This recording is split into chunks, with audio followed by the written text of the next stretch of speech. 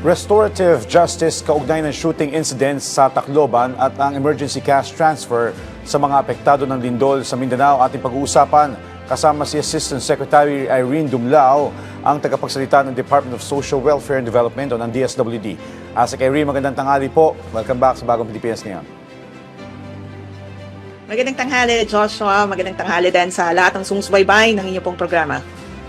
Asek, matapos po ang insidente nitong pamamaril sa San Jose National High School sa Tacloban City, ano-ano na po yung mga tulong at suporta na naipaabot ng kagawaran sa mga apektado nitong insidente? Alam mo, Joshua, unang-una, pinalulungkot po ng Department of Social Welfare and Development ang nangyari ito sa Tacloban City.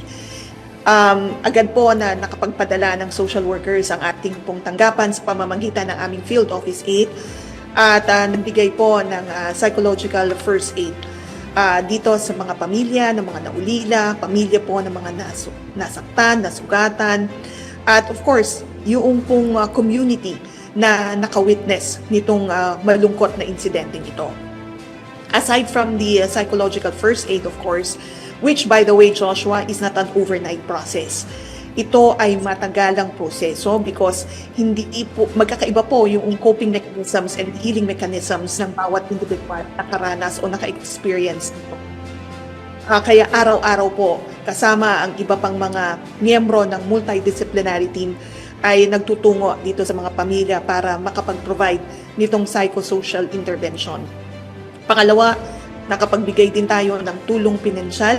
Initial po ito na tulong pinansyal para sa mga pamilya ng mga nasugatan, nasa ospital, gayon din yung mga naulilang mga pamilya. Dahil sabi nga ni Secretary Rex Gatchalian, huwag na po nilang isipin yung pong gastusin sa lamay, sa pagpapalibing, gastusin sa papagamot ng mga estudyante na nasaktan. DSWD na po ang bahala dyan. Mag-focus po sila doon sa pagtugon sa iba pang pangangailangan ng kanilang pamilya. And tulungan pa rin natin sila doon sa healing process hanggang sa sila nga po ay makarecover from this very tragic incident. Okay. Asek, perhaps mabigyan natin ng diin pa itong psychological first aid o yung intervention na inyo pong ginagawa dahil hindi nga po biro ito nangyaring insidente na may kaakibat na trauma, hindi lamang doon sa mga biktima sa pamilya o maging doon sa mga komunidad. Pakipaliwanag po, paano po yung magiging sistema? Nabanggit niyo po araw-araw po ginagawa itong interventions na ito kasama po ang iba pang ahensya ng pamahalaan. Yes, kasama yung ating pong mga social workers nagsagawayan ng incident stress debriefing doon sa mga pamilya nga ng mga naulila, gayon din sa mga nasaktan, and of course yung mga yung ibang mga mag-aaral, mga teachers na nandun sa paaralan. Pero alam mo, Joshua, yung ating pong mga social workers, hindi basta-basta yan kukuha ng information doon sa mga biktima. May tinatawag tayo na establishing rapport. Kinakailangan muna magkaroon ng relationship yung client at yung caseworker nang sa gayon mas maayos, maganda yung flow ng pagbibigay ng impormasyon para alam natin kung paano mas maayos na matutulungan yung client. And then when that rapport or when that relationship has been developed, mag-uumpisa na tayo na mag-gather ng information, magpo-probe hanggang sa makapag-express na ng kanilang feelings, ng kanilang emotions, yung pong mga individual. And then of course, sa pamamagitan po niyan ay titignan natin ano ba yung tulong na maaari po nating ipaabot.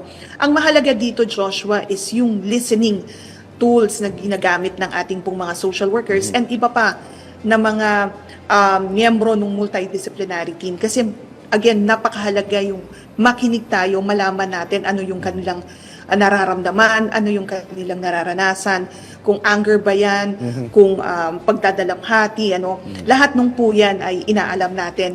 Again, with the overall objective of helping the individual cope and heal from that very tragic incident. Okay. Asek, ito pong sensitibong proseso na ito na ginagawa natin para matugunan yung trauma na naranasan ng ating mga kababayan. Paki-emphasize po, gaano po ito, bakit po ito mahalaga at ano po yung maaaring mangyari pagka ito ay isinawalang bahala lamang o ginawa sa maling paraan yung intervention? Well, yes, it's very important that we do it the proper manner. Kasi Joshua, kapag hindi naka-recover from this traumatic experience, no, pwedeng maka-apekto ito dun sa development, lalong-lalo na ng isang bata na naka-witness nga po ng incident. So maaring araw-araw hindi siya makapag-perform ng maayos, hindi siya makapunta sa paaralan, hindi makapag-aral. It will definitely affect the normal psychosocial functioning of an individual. Kaya mahalaga yung isinasagawa natin na debriefing, counseling. Again, it's all part of the healing process para maibalik somehow to normal yung kanila pong pamumuhay. Pwede rin kasi na yung mga magulang o yung mga relatives nung pong mga nung mga naapektuhan, yung mga namatay, yung mga nasugatan, maaring makaramdam ng iba pang mga emotions o maari ring na sila ay hindi rin makapag-perform ng maayos o hindi rin nila magampanan na yung iba nilang mga responsibility towards the other members of the family kapag sila po ay talagang hindi natulungan at hindi nasuportahan in terms of their mental health. Okay. Well, ASEC, naiulat din po na susundin ng DSWD ang Juvenile Justice and Welfare Act o ang Republic Act number 9344. Ano po ang mga pangunahing prinsipyo ng batas na ito na kailangan maunawaan ng publiko, lalo na po sa mga ganitong sensitibong kaso? Well, of course, Josh, laging sinasabi ng DSWD na kung anuman po ang isinasaad ng batas, ay titiyakin natin na nai-implement ng maayos because it will inure to the benefit of the clients that we serve. Ngayon po, halimbawa, dun sa Bahay Pag-asa, sinasabi kasi doon sa Juvenile Justice and Welfare Act na dapat po lahat ng mga provincial government units ay meron pong Bahay Pag-asa. But we understand that some local government units have limited resources and that's the reason why tumutulong din po ang DSWD. In fact, for this year, meron tayong budget allocation for 5 Bahay Pag-asa. So tutulong po tayo to ensure na meron pong mga ganitong mga pasilidad na present that will help and contribute in the pursuit of restorative justice as provided, of course, in the law. Ngayon po, aside from that, ang DSWD din po through our attached agency, the Juvenile Justice and Welfare Council, ay nagbibigay ng technical assistance sa mga local government units, especially doon sa mga LGUs na meron na pong mga Bahay Pag-asa. Nang sa gayon, yung mga standards and technical requirements for a Bahay Pag-asa ay natitiyak natin na nasusunod at na-implement ng maayos yung mga programa that will again help in the pursuit of restorative justice.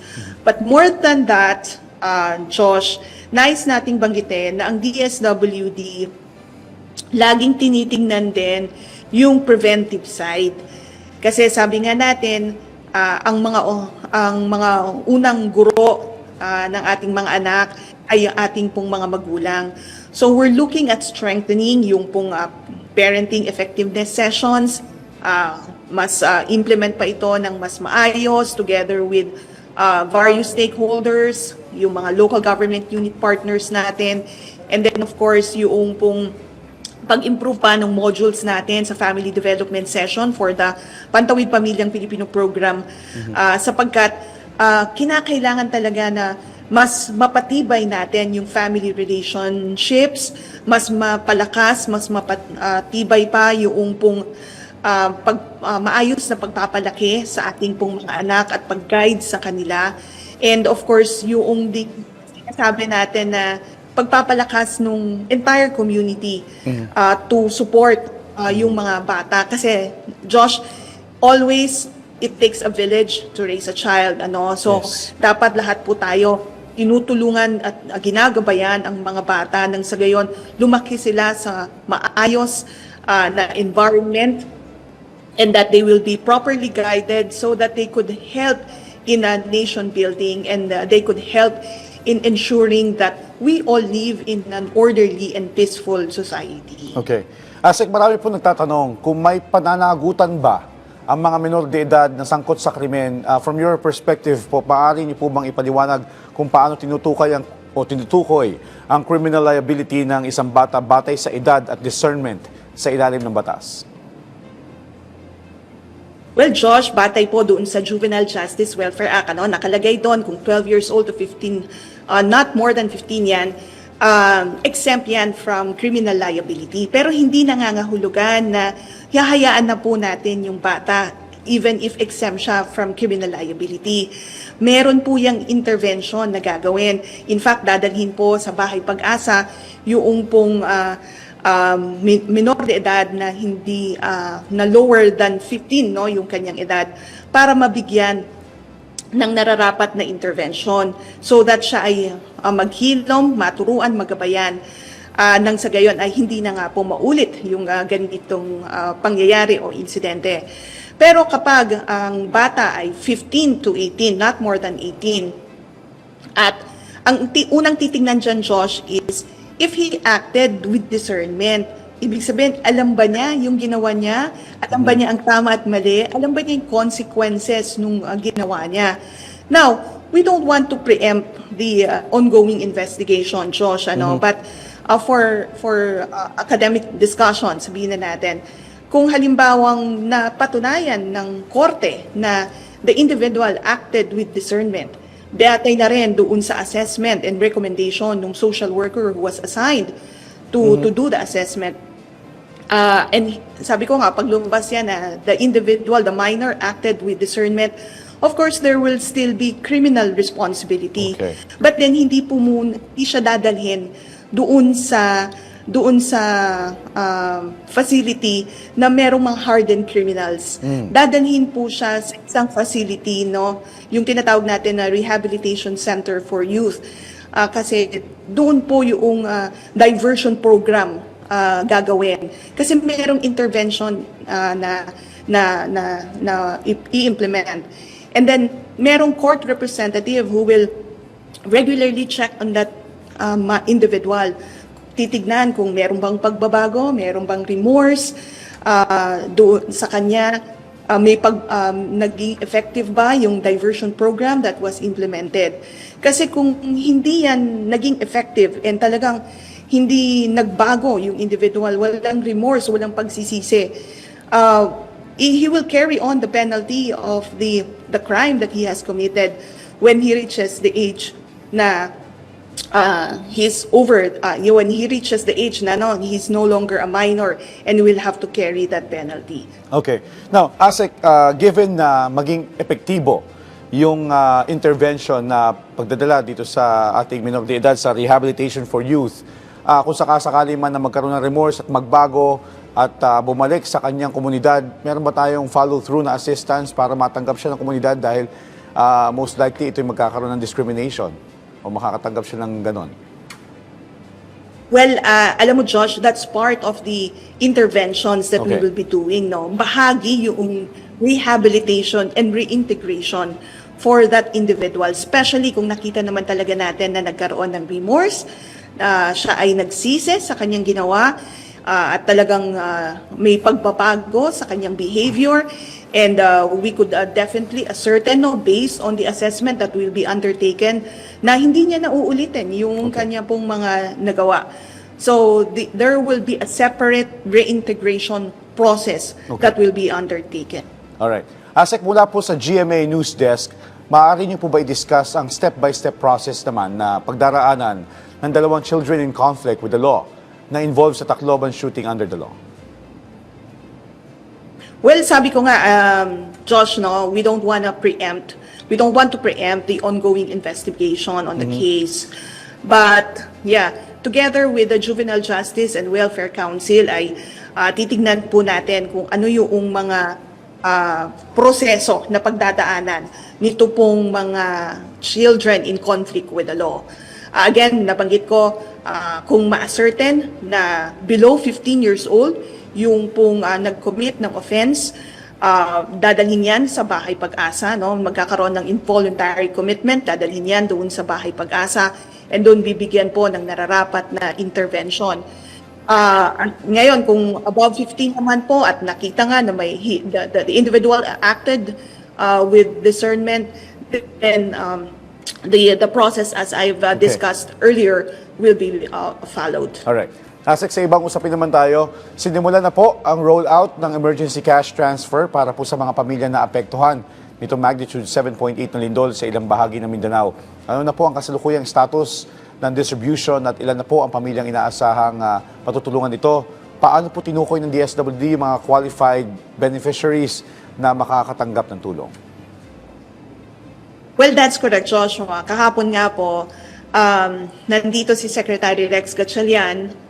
Nagtungo tayo sa Balut Island, gayon din po sa Jose Abad Santos sa Davao Occidental, likewise in Glan Sarangani, and then dito sa General Santos before he flew to Tacloban this morning. Kahapon po, ang beneficiaries natin sa Balut Island for the emergency cash transfer ay nasa mahigit 7,000 na families. Sa Jose Abad Santos naman, nasa mahigit 22,000 na disaster-affected families yung ating pong beneficiaries for the emergency cash transfer. And then dito naman po sa Glan Sarangani, more than 8,000 beneficiaries, and then in General Santos, meron pong more than 5,000 disaster-affected families. So ito po ay tinukoy ng ating pong mga local government units. Tinignan po yung mga households na may totally and partially damaged houses. Yan po ang naging basehan natin sa pagtukoy and ng ating mga matutulungan under the emergency cash transfer, which is an adaptive strategy that bridges the gap between immediate relief and early recovery. Kasi alam naman natin, Josh, na hindi po lahat ng pangangailangan ng isang pamilya ay nilalaman ng isang family food pack. That's the reason why we're providing emergency cash transfers to help them also with their other requirements. Again, kahapon lamang po yung umpisa ng mga payout activities natin. Magpapatuloy po ito hanggang sa ma-serve na natin lahat nung mga nabanggit ko ng mga beneficiaryo. Okay. Asik, linawin lang po natin, ano po yung kaibahan ng emergency cash transfer sa mga ibang tulong pa po na nauna nang naipaabot ng DSWD? Well, Josh, ang mga unang tulong na naipabot natin ay yung mga food and non-food items. Sa response phase kasi yan talaga yung mga immediate assistance na pinoprovide natin kasi 24 hours, 48 hours, 72 hours after an earthquake or after the earthquake, I mean to say, ang immediate talagang pangangailangan dyan, pagkain, mainom na tubig. But as we enter the early recovery phase, kinakailangan na talaga nating magbigay pa ng ibang tulong such as cash transfers. Kasi may mga ibang pangangailangan sila na, again, hindi po nilalaman ng mga food packs. Halimbawa po, mga gamot, gatas siguro nung mga bata, diaper, and then for some, kinakailangan nila ng pako para sa pag-repair ng kanila pong mga nasirang mga bubong, and some other requirements to, again, help in the restoration of their normal psychosocial functioning. Pwede kasing shelter needs, pwedeng livelihood needs, yung ina-address nitong emergency cash transfer. So, mas flexible itong emergency cash transfer because it could empower yung pong mga disaster-affected populations natin in prioritizing their specific needs. Magkakaiba yan. So, they could decide kung saan po nilang pwedeng gamitin itong cash transfer as opposed to the food packs and non-food items na hindi talagang yun ay gagamitin lang nila para sa kanilang pagkain and then other shelter needs. Okay. Asik, sa ganito pong kalaking disaster response o yung malawakang pagtulong po ninyo, paano po tinitiyak ng DSWD na mabilis at walang maiiwanan sa pagbibigay po ng tulong sa mga nangangailangan?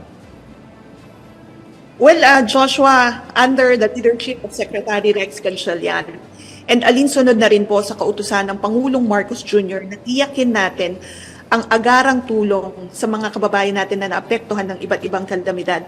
DSWD has implemented the Buong Bansa Handa program na kung saan nga po we've created two parallel supply chains. First is the government sector driven. Second is the private sector driven. Under government sector driven, we have strengthened the production and prepositioning of food and non-food items.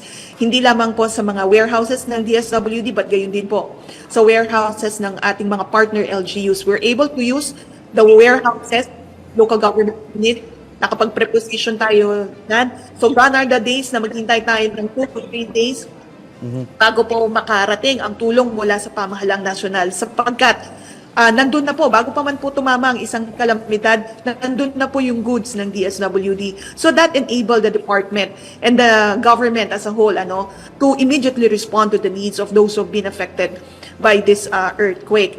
And then po, because of the parallel supply chain natin, yung private sector driven, nako-complement whatever na naproproduce ng DSWD sa mga major hubs. So, mabilis po kung pagpapahatid natin ng tulong. In fact, Josh, bago pa man po tumama itong 7.8 magnitude earthquake dito po sa Mindanao, more than 1.1 million family food packs have been prepositioned dyan po sa mga dito sa warehouses natin dito sa Mindanao. And 4.7 million ang ating pong national stockpile. So, napakabilis po ng pagpapahatid natin ng tulong. And apart from that, our good partnership with Office of the Civil Defense, the Philippine Air Force, and the Philippine Coast Guard enabled us to ferry goods, lalo na doon sa mga island municipalities, yung mga talagang na-isolate nito nga pong malakas na lindol. Okay, that's good to hear. Okay, karagdagang mensahe nyo na lang po, ASEC, sa ating mga kababayan, lalo na po sa mga pamilya na nakaranas ng sakuna at ito pong nangyaring trahedya sa Tacloban at Mindanao. Yes, Joshua, gaya nga ng nabanggit ko, si Secretary Rex Gatchalian ay nasa Tacloban City ngayon, nakikiramay, nagbibigay ng suporta sa mga pamilya ng mga naulila, pamilya ng mga nasaktan. Kasi more than the assistance that we are providing, napakahalaga sa amin, Josh, na makiramay kami, makita ng mga pamilya na kami po ay kaisa, kasama po nyo sa pinagdadaanan ninyo. Ito po ang commitment ng DSWD. Hindi lamang po sa pagbibigay ng tulong pinansyal, hindi lamang po sa pagbibigay ng mga family food packs, but we are deeply committed in ensuring na kayo po ay mabigyan ng nararapat na assistance, nararapat na tulong, nakaramay niyo po kami. Nandito po kami. And this is our commitment. Ito po ang sinumpaan naming tungkulin, na alalayan kayo, gabayan kayo, hanggang sa tuluyan po kayong makarecover mula po sa mga pinagdadaanan nyo. Ganito po kami sa DSWD, sapagkat sa amin po ang bawat buhay ay mahalaga. On that note, maraming salamat po sa paglalaan ng inyong oras. Assistant Secretary Irene Dumlao, ang tagapagsalita ng DSWD. Thank you, ASEC.